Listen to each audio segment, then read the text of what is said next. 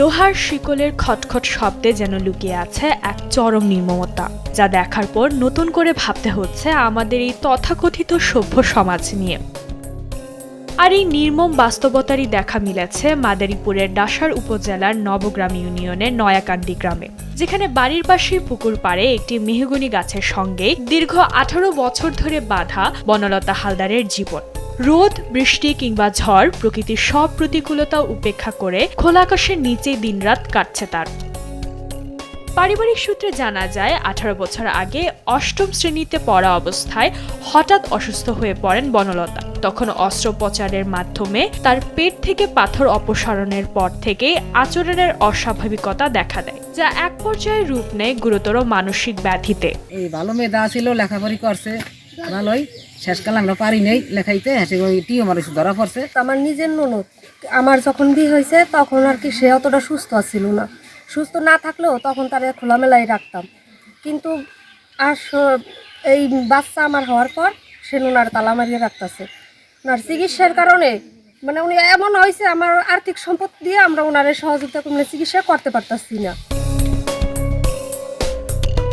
সে সময় তার বাবা বেঁচে থাকতে সাধ্যমতো চিকিৎসা করালেও কিছুটা সুস্থ হয়ে উঠেছিলেন বনলতা। তবে বাবার মৃত্যুর পর পরিবারের চরম অর্থনৈতিক বিপর্যয় নেমে আসলে পুরোপুরি থমকে যায় তার চিকিৎসা সেবা। পত্রগুলি ঠিক মতো খাইতে পারে নাকি টাকা পয়সার জন্য, তারপর আমাগুলোকে মানে তালে বেতালে কথাবার্তি করতো। আমরা অনেক খেয়াল রাখতাম যেন আমার ননদ তো জানি কোথাও না যায়, নাই করে পুকুর ঘর মানে পয়সা থাকে বাইন্দা রাখি, আমরা ওই খেয়ালটা রাখছি। টাকা পয়সার অবন্তরে মানে চিকিৎসা চলে না। বর্তমানে অন্যের জমিতে দিনমজুরি ও কৃষিকাজ করে জীবিকা নির্বাহ করছেন বনলতার বৃদ্ধা মা ও 2 ভাই। আমরা অনেক খাটনি খাচ্ছি, ডাক্তার দেশ বিদেশ বুঝছেন। বনলতার এই অসহায়ত্বের কথা জানিয়ে স্থানীয়রা বলেন, ইউনিয়ন পরিষদের পক্ষ থেকে ইতিমধ্যেই তার জন্য ভাতার ব্যবস্থা করা হয়েছে। তবে তাকে পুরোপুরি সুস্থ করতে প্রয়োজন বড় ধরনের সরকারি উদ্যোগ ও উন্নত চিকিৎসা। আমি চাইতেছি সরকার যদি ওনারা একটু সহযোগিতা করতো, যে আমাদের একটু সহযোগিতা করতো, যে ওনার চিকিৎসা করবে ভালোভাবে আমাদের কাছে জানি ফিরেই দেয়। এটাই সরকারের কাছে বুঝছেন আমাদের চাওয়া। এখন যদি সরকার আমাদের এই দিকটা দেখতো এবং সর্বোচ্চ একটু চেষ্টা করতো, চিকিৎসার জন্য একটু চোখ দিত, তাহলে হয়তো আমার বোনটা অবশ্যই এবং আমার বিশ্বাস ও অবশ্যই ভালো হতো।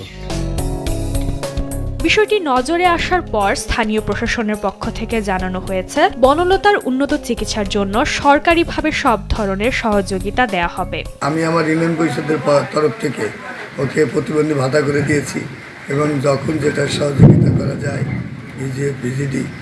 ভিজিটা দিয়ে এর মাধ্যমে ওকে সচ্ছল রাখার জন্য চেষ্টা করি। তো আমি খোঁজ নিয়ে জানলাম যে সমাজসেবা অধিদপ্তর থেকে তাকে একটি প্রতিবন্ধী ভাতার কার্ড করে দেওয়া হয়েছে, কিন্তু তার আসলে চিকিৎসার প্রয়োজন।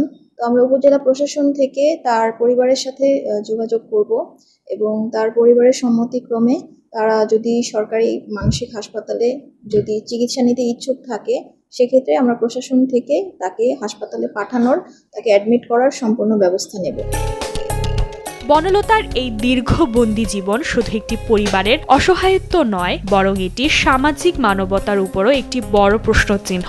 তাই বনলতার এই বন্দি দশার অবসান ঘটিয়ে স্বাভাবিক জীবনে ফিরিয়ে দিতে সমাজের বিত্তবান ও প্রশাসনের জরুরি হস্তক্ষেপ চান স্থানীয়রা।